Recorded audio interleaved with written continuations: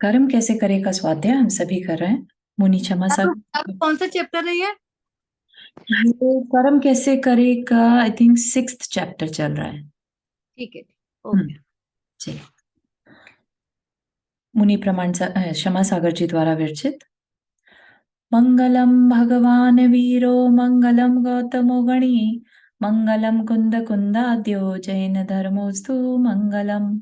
नमो अरिहंताणम नमो सेताणम नमो आयर्याणम नमो उवज्जायाणम नमो लोये सवसानम। पंच परमेष्ठी भगवान की जय। अगले 45 मिनट के लिए सभी प्रकार के पापों का त्याग करके सभी 9 बार नमोकार मंत्र पढ़ लें।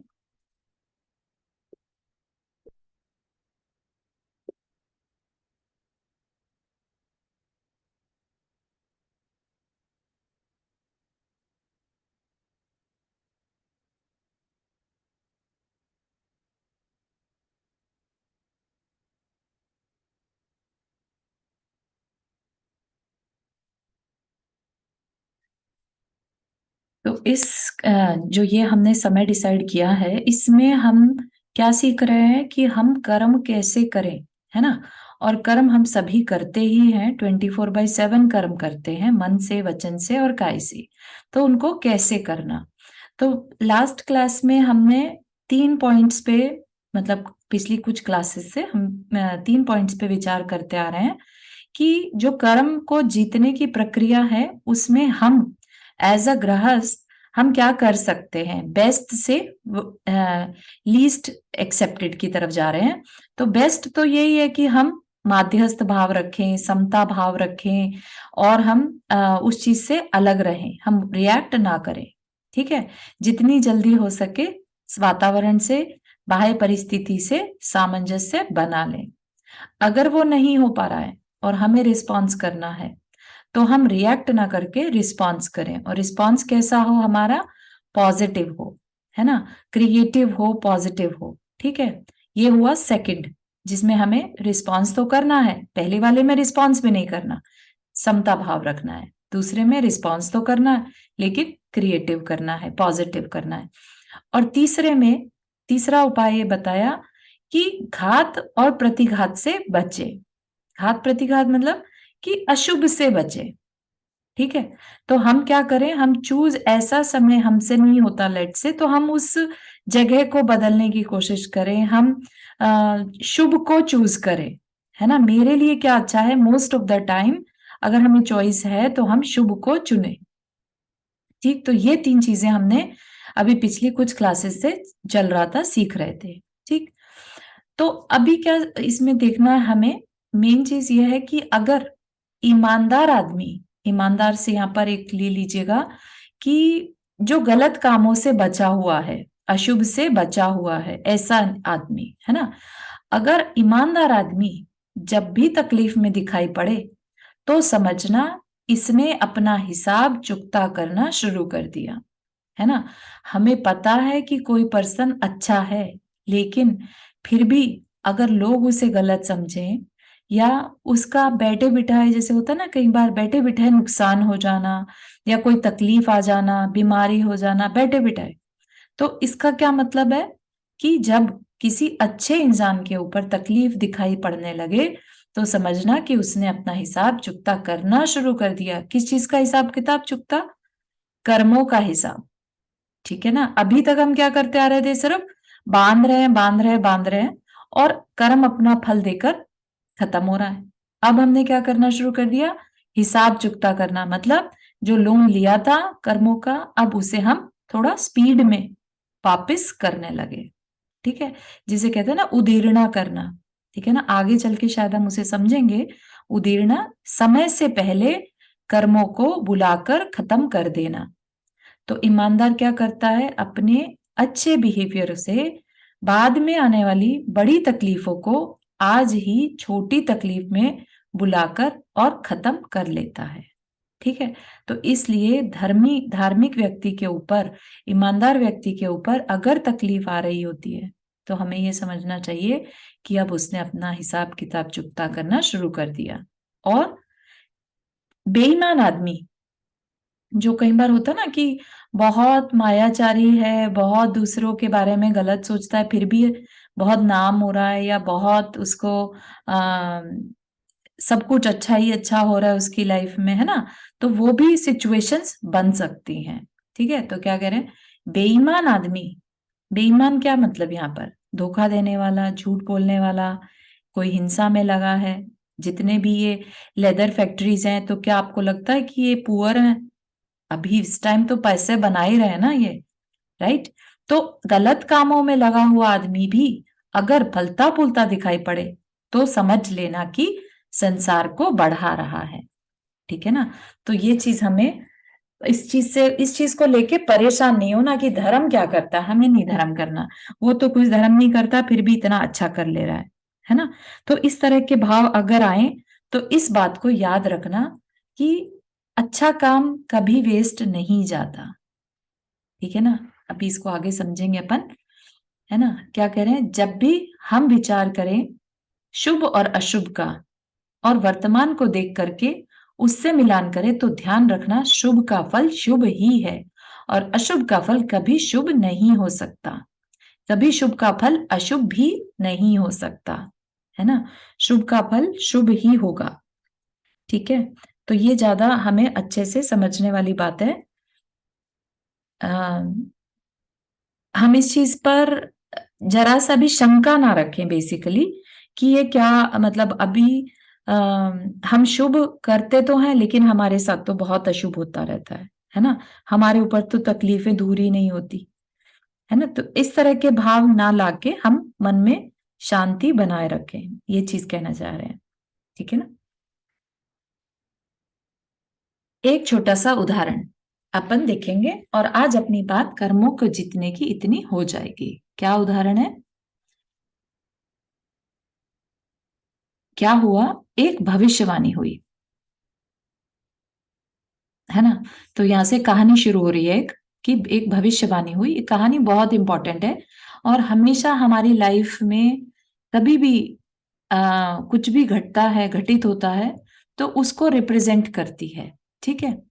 तो क्या हुआ, एक भविष्यवाणी हुई कि ये जो राजा का बेटा है इसको राज सिंहासन मिलेगा और दूसरा एक मंत्री का बेटा था, तो कहते हैं इसका भविष्य ऐसा है कि इसको शूली लगेगी। शूली मतलब डेथ सेंटेंस।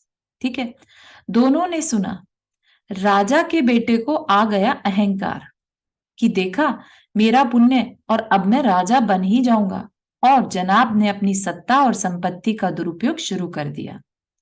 ऐशो आराम जो कुछ भी पॉसिबल था, बुरी आदतें वो अब शुरू कर दी।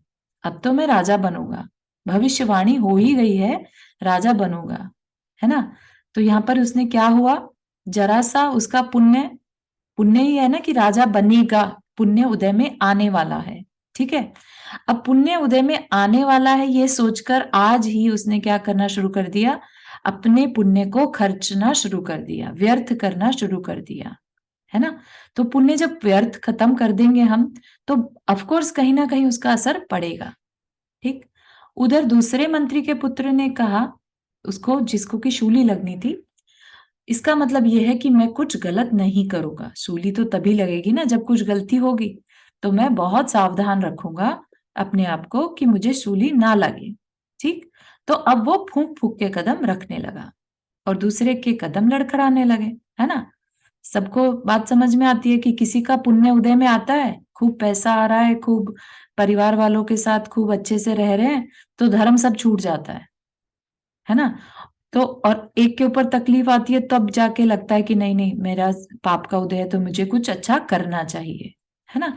तब हम मंदिर जाना और पूजा आदि करना ये सब कुछ शुरू कर देते हैं। जबकि रियलिटी वैसे ही क्या है कि नो मैटर खराब समय अच्छा समय, हमें भगवान की पूजा भक्ति करके अपना पुण्य बढ़ाते रहना चाहिए। ठीक है ना। तो अभी क्या हुआ उनके साथ, स्थिति क्या हुई, वो दिन आ गया। दोनों ने कहा कि अभी तक तो हमारे जीवन में ना इसको गद्दी मिली और ना इसको सूली लगी, चल के देखते हैं, आज आखिरी दिन है। पूछते हैं ज्योतिष महाराज से कि क्या है आपके ऐसे झूठे प्रेडिक्शन, भविष्यवाणियां आप झूठी करते हैं। तो चले दोनों, और जो राजा का पुत्र था उसको ठोकर लगी। नीचे देखा कि उस पत्थर को हटाने पर जिससे ठोकर लगी थी, ढेर सारी अशर्फियां मिल गईं, पॉकेट में रखी और आगे बढ़ गए। मंत्री का पुत्र भी पीछे पीछे जा रहा था। उसको बहुत जोर से एक कांटा लगा, निकाला तो खून निकलने लगा, पट्टी बांध ली। पहुंच गया वो भी ज्योतिषी के पास, कहा कि आपकी सारी भविष्यवाणी झूठी निकली, ना तो इसको गद्दी मिली और ना मुझको शूली हुई। है ना? कई बार ऐसे ही होता है ना, जब घटनाएं नहीं घटती तो हमें लगता है कि कर्म वरम कुछ नहीं है, हमें नहीं इन चीजों पे विश्वास करना, है ना? तो क्या हुआ इनके साथ देखते हैं। बोले, सुनो, रास्ते में बताओ क्या क्या हुआ। आ जा रहे थे तो हमको 2-4 अशर्फियां मिली और इनको कांटा लग गया, हो गया काम। जो ज्योतिषी था वो कहता, हो गया काम। तुम्हारे अपने वर्तमान के दुष्कर्मों से मिलती हुई गद्दी थोड़े से सोने के सिक्कों में सीमित होकर रह गई और इसकी शूली अकेले कांटों में सिमट के रह गई। ठीक है? तो हम अपने पाप कर्म से या पुण्य से अपने साथ होने वाली घटनाओं को बदल सकते हैं। हम ये नहीं सोचे कि हमने बांध लिया तो अब हमें भुगतना ही पड़ेगा, क्योंकि पल्ले में तो किसी के बहुत कुछ हो सकता है, लेकिन हमारा आज का पुरुषार्थ वेस्ट नहीं जाता। ठीक है ना? तो बहुत ज्यादा इंपॉर्टेंट चीज आज हम लर्न कर रहे हैं कि ये ध्यान रखना कि जो कुछ भी हम सच्चित करके लाए, हम अपने वर्तमान के शुभ और अशुभ से में बहुत सारे चेंजेस करते रहते हैं। इसलिए जब भी कर्म करने का मन हो तो शुभ ही करना।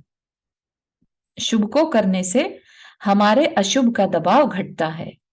भले ही लोग कितनी भी सलाहें देते रहें गलत काम करने की, है ना? क्योंकि जो घटनाएं घटेंगी, दूसरों की सलाह मानने वाले हम, है ना? उस पर एक्शन लेने वाले हम, कर्म बनेंगे हमारे, दूसरे का तो कुछ नहीं गया, है ना? और अब हमने कर लिया, हमें ही भुगतना है, तो इसलिए बेटर है कि हम शुभ ही करें। और उससे क्या होगा, हमारे अशुभ का दबाव घटता है और शुभ का प्रभाव बढ़ने लगता है। और अगर हम संचित करके तो शुभ लाए और वर्तमान में अगर खोटे कर्म करेंगे तो शुभ का प्रभाव घटेगा। कि हमारे पल्ले में तो शुभ था लेकिन खराब कर्म कर लिए, है ना? चॉइस थी मंदिर जा पाने की, लेकिन सिलेक्ट क्या किया, शॉपिंग जाना, घूमना फिरना, है ना? या दूसरों की बुराइयां करना, बातें मानना, व्यर्थ का टाइम वेस्ट करना, ठीक है ना? मूवीज देखना, ये सब काम, ये भी तो ह्यूमन लाइफ मिली है। आप सोचिए कि जो ऋषि मुनि या मुनिराज मोक्ष जाते हैं, है ना? या जो इवन मोक्ष के रास्ते पर हैं, उनकी लाइफ में क्या आपने उनको 1 सेकंड भी वेस्ट होते हुए देखा उनका? मुनि महाराज बिल्कुल अवेयर रहते हैं, उनको अपना टाइम नहीं वेस्ट करना होता, क्योंकि उन्होंने अपनी चॉइस कर ली है कि मुझे अपने शुभ को बढ़ाना है। ठीक है ना? वो कोई अलग नहीं है, सच में सेम यही सब बातें, सिर्फ यह है कि उनकी उनकी अंदर की विल पावर बहुत स्ट्रांग है, क्लैरिटी बहुत स्ट्रांग है। ठीक है ना? तो आज का टाइम इतना खराब आ चुका है कि घूमना फिरना मजे करना इसको अच्छा माना जाता है, और जो धर्म करता है उसको बहुत दकियानूसी और कंजर्वेटिव, और जैसे होता है ना कि बिल्कुल ये तो किसी से मिलना जुलना ही नहीं चाहता पर्सन, है ना? इनके तो फ्रेंड्स भी बड़े सीधे साधे से हैं, इन लोगों से क्या मजे, इनके पास कोई मजे वाली बात नहीं है, इसलिए इनके पास नहीं जाते। तो दूर भागते लोग इससे, लोगों से जो धर्म में इंटरेस्ट रखते हैं। तो उससे क्या है, जो धर्म करना भी चाहे तो वो डिस्करेज हो जाता है। राइट? ये आज का समय है, इसमें हमें एक तरह से ये समझ लीजिए कि आप नदी के प्रवाह में ऑपोजिट चल रहे हैं। नदी का प्रवाह किधर की तरफ ले जा रहा है, हमें नीचे की तरफ, लेकिन हम कह रहे हैं नहीं नहीं, हमें नीचे नहीं जाना, हमें ऊपर की तरफ जाना है। ऊपर मतलब आत्मा के कल्याण में हमें ऊपर जाना है ना? तो थोड़ी तकलीफ तो आएगी, भीड़ से अलग चल रहे हैं हम, तो हमें तकलीफ तो आएगी। हो सकता है हमारे साथ कोई भी खड़ा हुआ भी ना दिखाई दे, लेकिन परसिस्टेंस के साथ, एकदम दृढ़ता के साथ अगर हम चलते जाएंगे तो थोड़ी देर में हमारी खुद की बॉडी की स्ट्रेंथ इतनी हो जाएगी कि उल्टे बहाव में भी हमें वो रास्ता टफ नहीं लगेगा, है ना, क्योंकि बॉडी में स्ट्रेंथ बढ़ चुकी है, प्रैक्टिस हो चुकी है ना। अब उससे कोई मतलब नहीं रह गया कि हम चल पा रहे हैं कि नहीं चल पा रहे, आदत पड़ गई, ठीक है ना। तो इसलिए अच्छे काम करना हमेशा डिफिकल्ट रहता है, शुभ करना most of the time difficult रहता है। सुबह सुबह उठ के कौन मंदिर जाए, है ना, या 4 घंटे की पूजा कौन करे, विधान आदि करने का काम कौन करे, तीर्थ यात्रा में कितना बोरिंग होता है, कौन जाए। तो इन सब चीजों पे थोड़ा सोच विचार करना चाहिए, ये हम काम क्यों कर रहे हैं, अपनी आत्मा के कल्याण के लिए कर रहे हैं। इज इट इम्पोर्टेंट, खुद से क्वेश्चन करना, है ना। Is it important for us, as I said I think in my other class also, एक चीज हमेशा याद रखिएगा, हम सब जो है ठीक है नॉनवेज नहीं खाते, है ना, सबका नियम है एक तरह से, और भी थोड़े बहुत नियम लिए होंगे, तो कह सकते हैं, मोटा मोटी कह सकते हैं कि सबको देवगति मिलेगी। वो अलग बात है कि देवगति में भी बहुत सारे हैं, नीचे वाले देव भी हैं और ऊपर वाले देव भी हैं, ठीक है। तो देव तो बन ही जाएंगे, लेकिन जैसे ही देव बनते हैं और हमें अवधि ज्ञान होता है, हर देव को अवधि ज्ञान होता है, तो सोचिए, हम विजुअलाइज करिए, हम देव बन गए। अब हमने वहां से जब नीचे देखा कि हम कहाँ से बने, कहाँ से कैसे बने हम, तो पता चलेगा कि हमें जैन कुल मिला था और उसमें हमने हिंसा को छोड़ा, तो इसलिए हम वेजिटेरियन थे। हमने नियम लिया था मध्य मांस मधु का सेवन नहीं करेंगे, है ना। उस नियम के कारण आज हम देव बन गए। लेकिन क्या हम और कुछ भी कर सकते थे जो हम और अच्छी जाति के देव बन सकते थे? तब ये ख्याल आएगा, क्योंकि अभी हम नीची जाति के हैं तो हमें दूसरे की चाकरी करनी पड़ रही है, उसके हम सर्वेंट बने हुए हैं, हमारे अंदर अभी भी मानसिक संताप बना हुआ है ना। तो फिर लगेगा कि अरे थोड़े से नियम या थोड़े से और अच्छे शुभ काम कर लिए होते तो और अच्छे क्वालिटी के देव बन सकते थे, है ना। अगर संलेखना पूर्वक मरण कर लेते तो उससे तो बेस्ट कुछ है ही नहीं। संलेखना पूर्ण मरण करने के अगर अवसर मिल जाए तो हमारा तो देव गति तो मिलेगी मिलेगी, 7-8 भाव मैक्सिमम बचते हैं। सोचिए, 7-8 भाव मैक्सिमम मिलने का मतलब क्या है, आप वहां से देव से मनुष्य, फिर देव, फिर मनुष्य, फिर देव, इस तरह से करते करते हमारा मोक्ष हो जाएगा 7-8 भाव में, ठीक है ना। तो इस तरीके से, और संलेखना कोई आसान चीज नहीं है, उसके लिए प्रैक्टिस करनी रहेगी, है ना। तो उसके लिए मन अभी से बनाना होगा, दुनिया से हटकर सोचना होगा कि मैं घात प्रतिघात से बचूं। यही तो चीज महाराज जी बता रहे हैं हमें, इतनी इंपॉर्टेंट बात, हमारे आत्म कल्याण की बात वो बता रहे हैं। और हम क्या करते हैं, हमें लगता है कि महाराज जी का तो काम है बताना, इसलिए बता रहे हैं, ठीक है ना। थोड़ी देर सुन लेते हैं, अच्छी बातें हैं, फिर अपने कामों में लग जाएंगे। लेकिन नहीं, ये बातें हमारी अगर हमने विनय पूर्वक बहुत फोकस होके सुनी तो हमारे साथ ये बातें आगे भी, आगे के भवों में भी साथ जा सकती हैं। तो इनको हल्के में नहीं लेना, बहुत इंपॉर्टेंट बातें हैं ये, और जितनी बार हो सके इसको रिपीट कर करके सुनना समझना, ठीक है। ये चीज अगर आप लोगों ने इस बुक को ही सही, अगर आपने जैसे कहते हैं ना घोट लेना, है ना, इतने अच्छे से पढ़ ली एक एक लाइन, तो आप लोगों का कल्याण हो जाएगा, मतलब इतना ज्यादा इम्पोर्टेंट है, ठीक है। Feel free to ask question, और अगर कुछ शेयर करना है तो feel free to do that, okay. क्या कह रहे हैं कि जीवन में यह देखने में आता है अब हमारी कुशलता क्या है ना। घात प्रतिघात से बचने की कुशलता इतनी ही है कि अगर कोई हमारे ऊपर घात करता है तो हम प्रतिघात ना करें या कि स्वघात ना करें। मतलब कि किसी ने हमारा बुरा किया, है ना, हमारे ऊपर घात करने का मतलब क्या है, हमारा बुरा किया, तो हम उसका बुरा ना करें, ठीक है। या हम अपना भी खुद का बुरा ना करें, ना अपना बुरा करें ना दूसरे का। तो आ गई ना वही बात की स्वपर कल्याण, चाहे दूसरा बुरा भी कर रहा है हमारा, हम रिटर्न में उसको कभी बुरा ना दे। क्या कह रहे हैं किसी ने मुझे गाली दी तो मैं उसे गाली देता हूं या मारता हूं, ये प्रतिघात है। इतना ही नहीं, मैं गाली दे के अपना मन खट्टा करता हूं, यह स्वघात है। ठीक है ना। एकदम अपने प्राण ले लेना, लेकिन अपनी जान को सासत में डालना, अपनी इंद्रिय और मन को तकलीफ पहुंचाना, अपने मन में संक्लेशित होना, संक्लेश का उपाय करना, ये भी तो अपना ही घात है। तो क्या कह रहे हैं, होता है ना बहुत बार हमारा हमारा सामना किसी भी ऐसे पर्सन से हो सकता है जो हमें पसंद नहीं करता या हम उसे पसंद नहीं करते हो, है ना। अब उसने हमें गाली दी, हम उसे रिटर्न में क्या दे रहे हैं, ये हमारा प्रतिघात। या और हमने गाली तो नहीं दी, लेकिन हम मन ही मन उसके बारे में बहुत कुढ़ रहे हैं, बहुत अंदर से अपने ही कर्मों को कोस रहे हैं। तो वो क्या कहलाएगा, वो अपना ही घात है। तो क्या करना चाहिए, दूसरे के संक्लेशित से अपने मन को संक्लेशित कर देना, ये क्या है, अपना घात है। प्रतिक्रिया तो हम एक बार पॉजिटिव कर लेंगे, लेकिन कोई हमारे ऊपर घात करे और हम प्रतिघात ना करें और बिल्कुल साइलेंट रह जाए, भीतर कुछ भी ना हो, ऐसा बहुत मुश्किल है। किसी ने गाली दी और हम प्रसन्न, है ना, सुनने में वो कह रहे हैं हमें करना चाहिए, लेकिन होता नहीं है हमसे, है ना।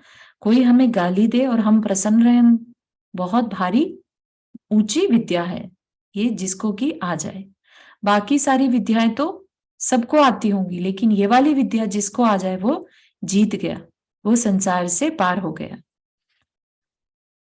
बात समझ में आ रही है कि मुश्किल रास्ता है ना, कि किसी ने हमें गाली दी और हम मुस्कुरा दें। क्यों, कब पॉसिबल हो पाएगा ये चीज, जब हमारे पास तत्व दृष्टि होगी, जब हमें लगेगा बहुत सॉलिड हमारा कॉन्फिडेंस, श्रद्धांजो कर्म थ्योरी पर होगा कि भाई ये मुझे गाली दे रहा है, मेरा ही कुछ कर्म ऐसा आया होगा, है ना, कि मुझे दुख उठाना था। इतना भी सोच अगर हमारे अंदर आ जाएगी तो हम थोड़ा अपने आप को अंदर से शांत फील कर सकते हैं। ठीक है ना, और वो ही करना है। यहाँ पर बात किसकी चल रही है कि हम किस तरह से और नए कर्म ना बांधे, है ना। जो बांध लिए गलती में, जाने अनजाने में, उनको भी हम चेंज कर सकते हैं, लेकिन एटलीस्ट नए ना बांधे, और जो पुराने हैं उनको समय से पहले बुलाकर खत्म करते रहें। ये दो ही काम हमें करने हैं, हमारा गोल है ये। ठीक है ना। तो अब उसके लिए विद्या बड़ी सारी बता दी कि कोई कुछ कहे तो चुप रहो। ठीक, तो उसका एक एग्जाम्पल लिया यहाँ पर, कन्हैया लाल मिश्र प्रभाकर मिश्रा ने लिखा। ये एक नॉन जैन राइटर थे। उन्होंने क्या लिखा, ऐसा जीवन में एक सामान्य गृहस्थ के भी संभव हो सकता है क्या। मैं तो ऐसी चीजें पढ़ता रहता हूँ और मुझे लगता है कि हम लोग कितनी बातें जानते हैं, लेकिन एक सामान्य व्यक्ति इस घात प्रतिघात की प्रक्रिया से कैसे अपने को बचा लेता है। उन्होंने लिखा, उन्होंने एक घटना बताई, उनके अपने जीवन की घटना, कि मेरे एक बहुत अच्छे मित्र और इतने पक्के मित्र कि कोई सोच नहीं सकता था कि दोनों में कभी कोई आपस में कोई तकरार हो सकती है। तो हुआ क्या कि मित्र की जीवन साथी नहीं रही और मित्र की एक ही बेटी और उसके ब्याह की चर्चा थी, है ना। उसके बेटी के लिए रिश्ता ढूंढना था। जिम्मेदारी मित्र के नाते मेरी भी थी। तो मैंने अपने रिश्तेदार के बेटे से उस बेटी के ब्याह की चर्चा चलाई और मामला कुछ खटाई में पड़ गया। होता है ऐसा, बहुत बार होता है, जब हम अपना कुछ मन बना लेते हैं और वो काम नहीं हो पाए, है ना, तो हमें लगता है वो पर्सन ने पूरी कोशिश नहीं की, इसलिए मामला खराब हो गया, पूरी तरह बात बन नहीं पाई, है ना। और हम उस पर्सन से फिर डिस्टेंस बनाने लगते हैं, बात करनी कम कर देते हैं। ठीक है ना, तो इसको क्या कहेंगे, तकरार हो गई। घटना इतनी ही थी, होता है जिंदगी में, इस तरह से बहुत होता है। उन्होंने लिखा कि 4 लोग और जो भी तैयार खड़े थे। कौन 4 लोग, बेसिकली जब भी दो, जैसे यहाँ पर चर्चा कर रहे हैं, राइट, 2 मित्र थे, बहुत गहरे मित्र थे। तो जब कहीं पर भी कुछ अच्छा होता है तो 4 लोग आसपास के खड़े रहते हैं देखने के लिए कि कोई गलती हो और हम इसके टांग खींचे। है ना। तो ऐसे ही दो लोगों की दोस्ती, तो ध्यान रखना कि चार लोगों की आंख लगी हुई है। तो उन्होंने एक वाक्य यूज किया संस्कृत का, महिमा मृगी कौन सुकृत की विष्खण खल विधवाची। क्या कह रहे हैं? महिमा और मृगी दोनों सावधान रहे। महिमा मतलब अच्छा कार्य। जंगल में घूमती हुई हिरणी हमेशा ध्यान रखे कि शिकारी का बाण उसका पीछा कर रहा है। मतलब क्या कि हिरणी जो होती है उसको हमेशा अवेयर ही रहना पड़ता है, उसके पास कोई चॉइस नहीं है। अपना जीवन अगर उसे बचाना है तो उसे शिकारी के बाण से हमेशा अटेंटिव रहना होगा। ठीक। और जो सुकृत कर रहा है, पुण्य कार्य कर रहा है, वो हमेशा ध्यान रखे कि चार खल लोगों की आंखें, खल मतलब खराब लोगों की आंखें उसके ऊपर लगी हैं। तो बोले कि वो चार लोग पता नहीं क्या इसी का इंतजार कर रहे थे, है ना। दोनों मित्रों की जो दोस्ती थी वो उनसे सहन नहीं हो रही थी। इन दोनों में जरा तकरार हो तो फिर इनकी लड़ाई का मजा, इनकी दोस्ती बड़ी छनती है ना। बोले हमारे मित्र को ऐसा ऐसा समझा बुझा दिया कि हमारे मित्र ने हमारे ऊपर ही, कि हमारी जीवन साथी की धरोहर ये खा गए, ऐसा दीवानी मुकदमा लगा दिया। सिविल क्लेम कर दिया, कोर्ट केस चला दिया। ठीक। मुझे पहले तो थोड़ा गुस्सा आई अपने मित्र पर कि इतने वर्षों की मित्रता और एक क्षण के अंदर ये हो गया कि कोर्ट केस कर दिया, है ना। फिर उसके बाद हंसी आई कि मैंने तो खाई ही नहीं और ये व्यर्थ ही मेरे ऊपर दोष लगा रहे हैं। उनको किस लिए हंसी आई? कि जो ये कह रहे हैं कि मैंने इनकी जीवन साथी की धरोहर खा ली। तो उनको कॉन्फिडेंस था कि मैंने जब नहीं खाई तो देखेंगे क्या होगा, ये तो अननेसेसरी का दोष लगा रहे हैं, है ना। एक होता है कि दोष लगाते साथ ही हम उनके ऊपर उबल पड़े कि ऐसा कैसे तुमने मेरे ऊपर दोष लगा दिया, है ना। यहां पर हमें सीखने वाली क्या है चीज? उन्होंने क्या कहा? पहले तो गुस्सा आया एक सेकंड के लिए, लेकिन फिर हंसी आ गई कि जब मैंने खाई ही नहीं तो देख लेंगे क्या होता है, निपटेंगे, जो होगा देखेंगे। पर है तो मेरा मित्र ही ना। ये बात अभी भी मन से नहीं गई, है ना, कि ये मेरा मित्र है। अगर ये कुछ कह भी रहा है तो इट्स ओके, है ना। सामने वाले के मन से चली गई हो तो चली गई। और कहते हैं कन्हैया लाल मिश्र की, मैं रास्ते से चला जाता था, आमना सामना नहीं हो रहा था, दूरी धीरे धीरे बढ़ती जा रही थी। वो सामने से आते दिखाई पड़े, सो मुझे देख लिया उन्होंने और बचकर निकलने लगे। होता है ना कई बार ऐसा कि किसी से अनबन हो जाए तो फिर आंखें नहीं मिलाते, रास्ता बदल लेंगे, दूर से निकल जाएंगे, है ना। तो ऐसे ही उनके बीच में भी होने लगा। मैं तो बचकर जाने वाला था नहीं, मैं सामने पहुंच गया, है ना। जिसके अंदर में शांतपना होगा वो चाहेगा कि दूसरे की जो तकलीफ है, क्योंकि तकलीफ में दूसरा भी है ना। तो जिसके अंदर बड़प्पन होगा, जिसके अंदर समझदारी होगी, वो चाहेगा कि नहीं, किसी तरह से मामले को ठीक किया जाए, है ना। तो वो पहुंच गए, कन्हैयालाल मिश्र जी जो थे पहुंच गए सामने और कंधे पर हाथ रखा कि अरे मैं तो सोच रहा था कि जब अपन ने दोस्ती निभाई है तब दुश्मनी भी जमकर निभाएंगे। मतलब क्या कि एक तरह से सरकाजम जैसे यूज करते हैं, तो मजाक सा किया। अभी तो तुमने मुकदमे की शुरुआत ही की है, अभी से क्यों बचकर भाग रहे हो? हम तो ये सोच रहे थे कि अच्छे जमकर मुकदमा भी लड़ेंगे और मान लो तुम्हें जेल हो गई तो तुम्हारा और तुम्हारी बेटी का दोस्ती के नाते हम ध्यान रखेंगे, और अगर मुझे जेल हो गई तो जब हम छूटे तो दोस्ती के नाते सबसे पहले तुम ही मुझसे मिलना।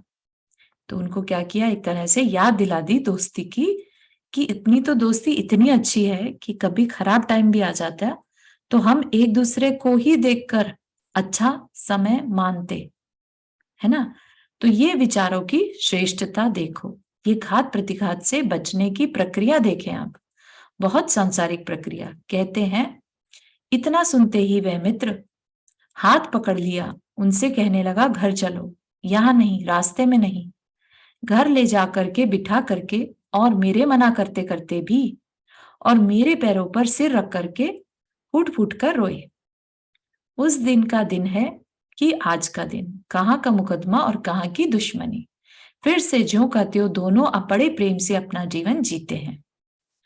भैया, संसार में कर्म अगर करना है तो कर्म कैसे करना है, इसकी कुशलता अगर हमें आ जाए तो हम कर्मों से मुक्त हो सकते हैं, है ना। तो जो हम डे टू डे में डील कर रहे हैं बेसिकली, अगर हमें वो करना आ जाए, यही तो चीज हमें बस सीखनी है। बार बार बैंगिंग करेंगे, रिपीटिशन के साथ हम बताएंगे अपने आप को कि हमें, हमारे पास क्या क्या चॉइसेस हैं, है ना। हमारे पास समता की साधना करने की भी चॉइस थी, है ना। हमारे पास पॉजिटिव रिएक्शन की भी चॉइस है, और हमारे पास शुभ को चुनने की भी चॉइस है, ठीक है ना। लेकिन ये हमें याद नहीं आती, ये प्रॉब्लम है हमारे साथ, क्योंकि हमारे पूर्व के संस्कार इतने पड़े हैं क्रोध मान माया के, कि हमें एकदम से क्रोध आता है या हमारा मान डिस्टर्ब हो जाता है, हमें फिर उनसे रिएक्ट करने का मन कर जाता है, जो नहीं करना चाहिए वैसे काम करने का मन हो जाता है ना।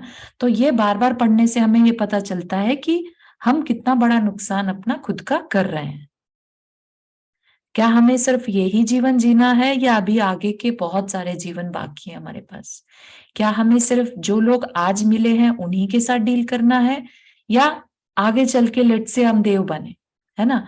देवों के मिनिमम टू मिनिमम 32 देवांगनाएं होती ही हैं हर देव के। तो सोचिए हमें कितना आगे और भी लोगों के साथ डील करना है। यही लोग नहीं है सब, सब कुछ यही हो आज ही, ये सिर्फ हमारा अटैचमेंट है उनके साथ, या उनके साथ हमारा डिसलाइक्स है, राइट। तो उनकी वजह से हमारे ऐसे भाव होते रहते हैं, या हमारी अज्ञानता की वजह से हम भूल जाते हैं, है ना। इन अशुभ कर्मों से बचें और जितना बन सके उतना शुभ कार्य करें, परोपकार के कार्य करें। अगर कोई हमारे प्रति दुर्व्यवहार भी करे तब भी हमारी सज्जनता है कि हम उसके प्रति सद्भावना और सद्व्यवहार बनाए रखें, तब जीत हमारी है। कितनी बड़ी बात कह दी ना। ऐसे में जब वाकई में ऐसी घटनाएं घटती हैं लाइफ में, बेयरली कोई पर्सन ऐसा मिलता होगा अपनी लाइफ में जो हमारी पीठ थपथपाए, है ना। क्योंकि हमें जब तक रीइंफोर्समेंट नहीं मिलता, हमारी बातें जो हम करते हैं उनको कोई अप्रिशिएट ना कर दे, एक्नॉलेज ना कर ले, तब तक हमें रियलाइज नहीं होता कि हमने ठीक कर दिया या गलत करा, है ना।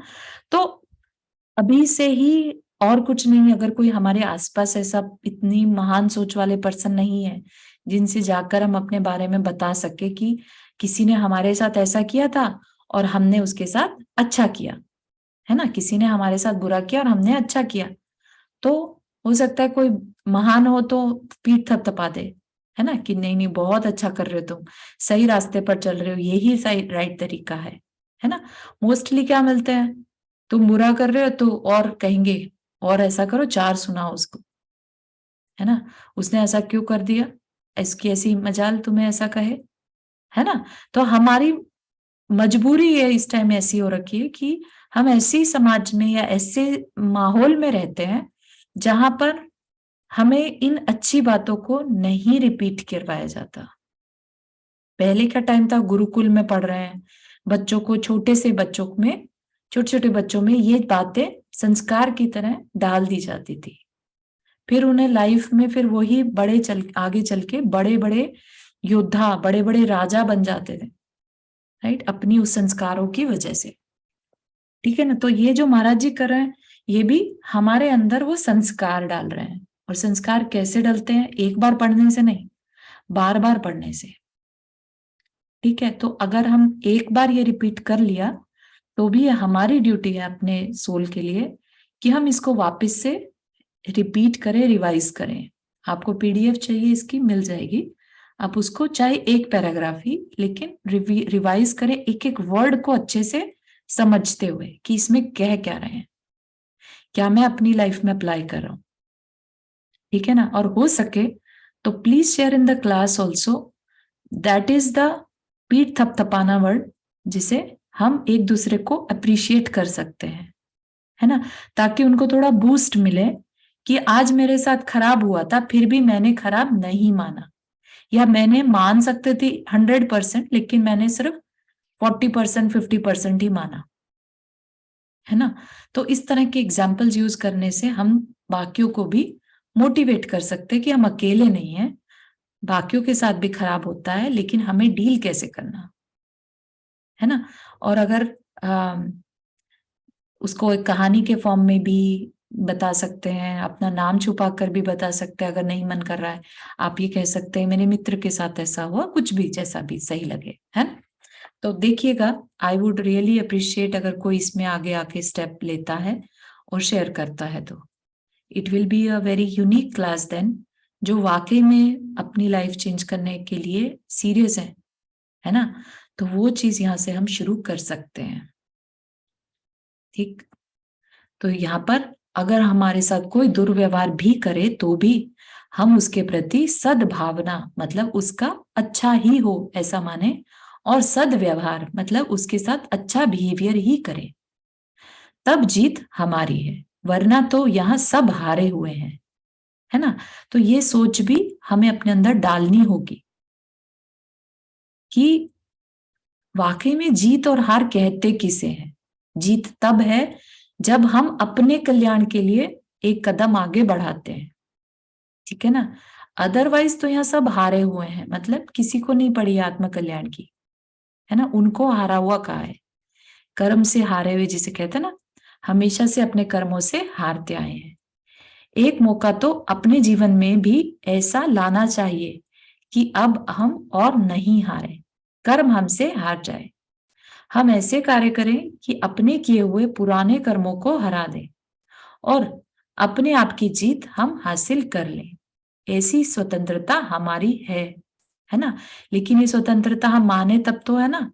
हम तो इतने परतंत्र होकर बैठ जाते हैं अपने बिहेवियर के, अपने एटीट्यूड के, अपनी थॉट्स प्रोसेस के, कि हमें लगता है कि अब हम चेंज कैसे करें।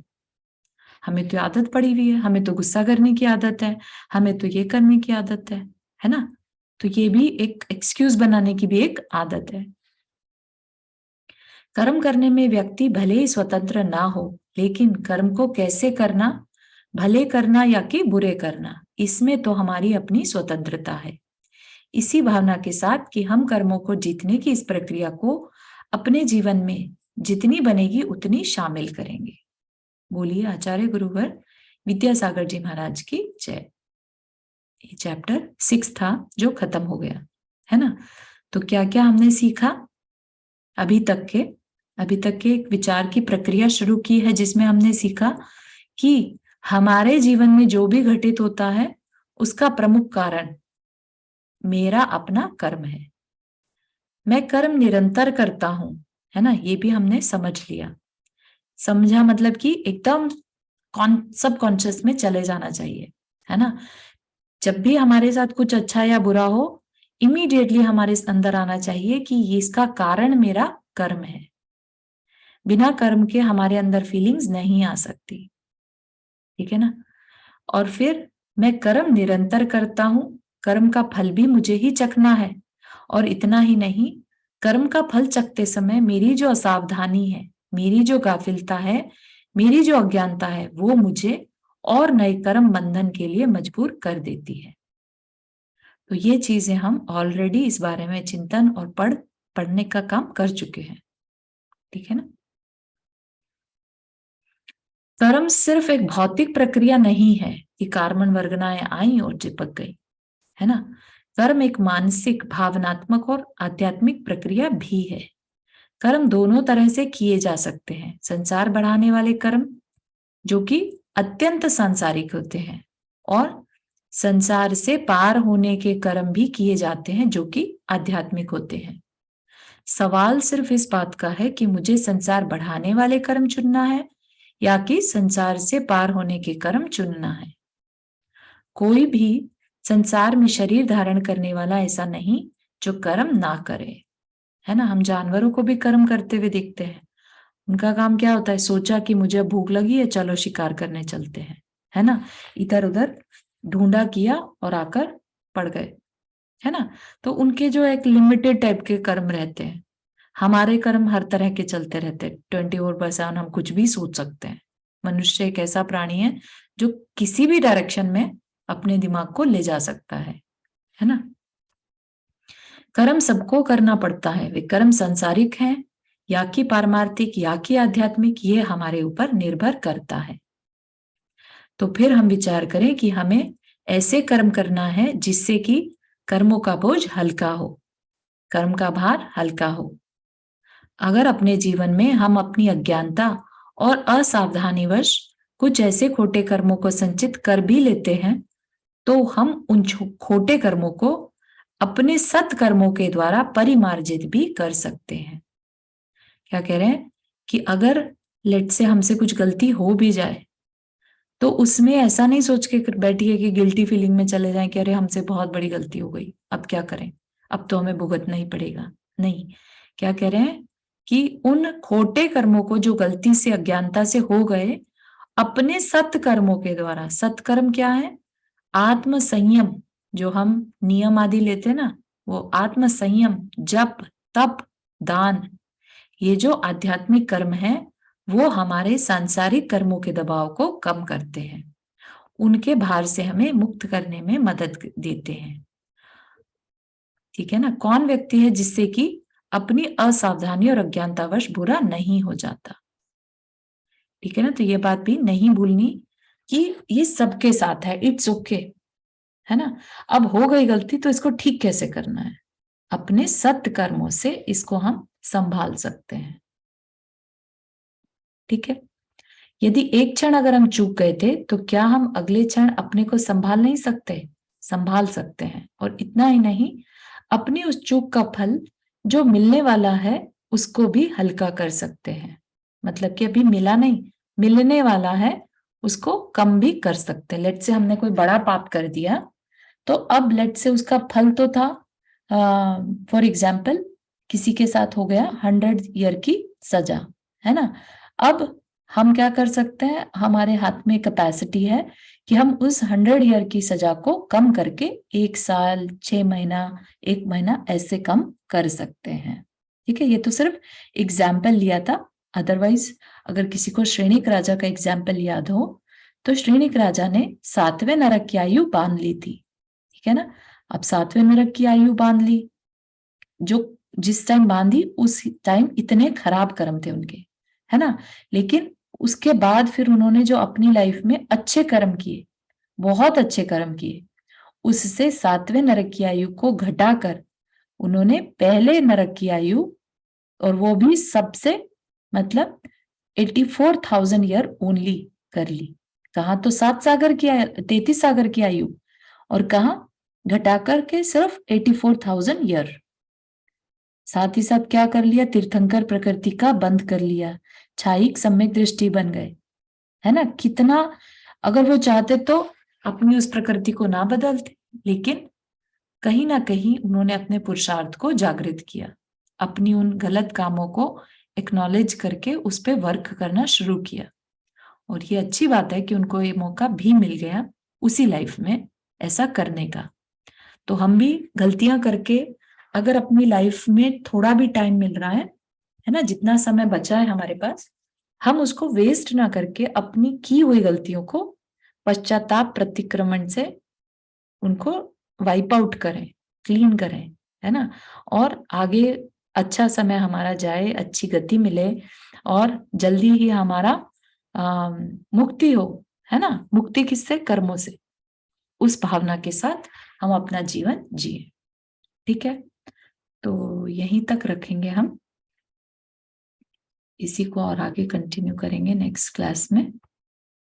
किसी को यहाँ तक कुछ कोई क्वेश्चन या कुछ शेयर करना है?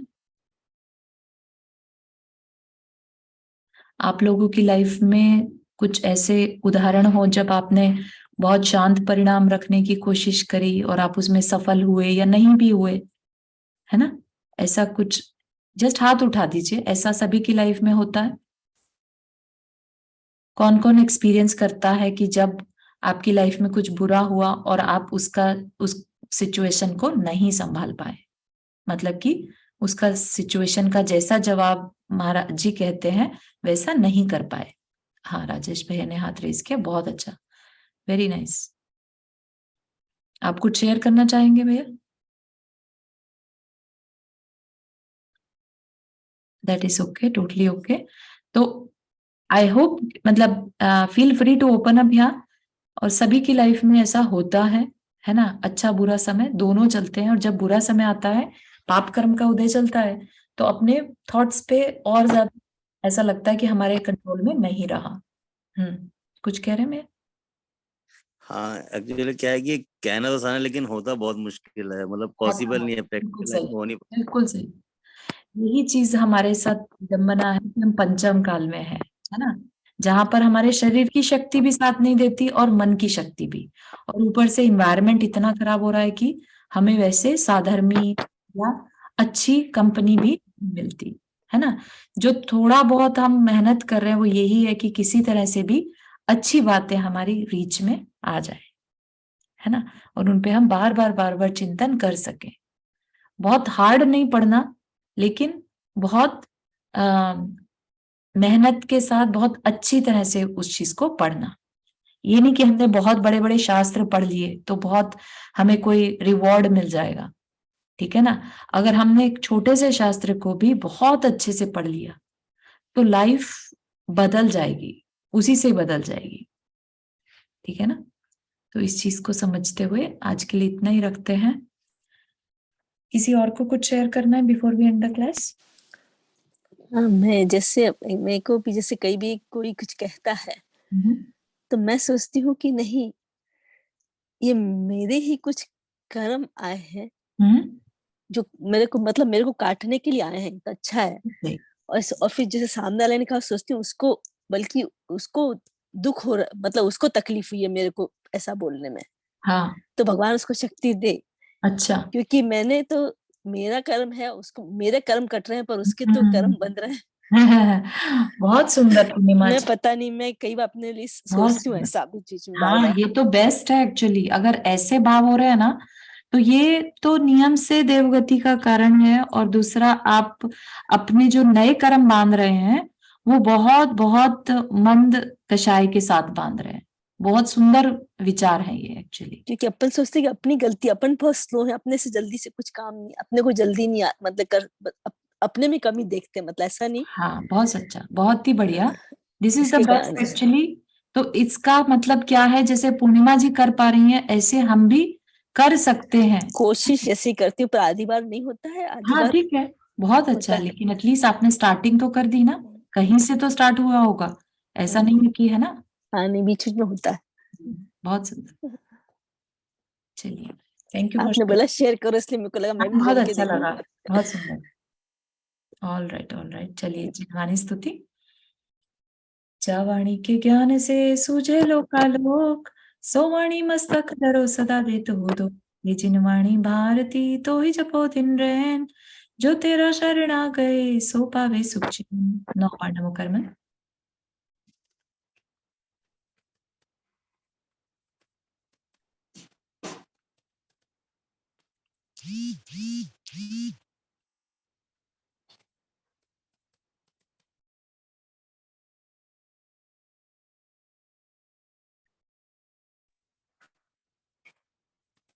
जय जिनेन्द्र सभी को। जय जिनेन्द्र। जय जिनेन्द्र सभी को। जय जय।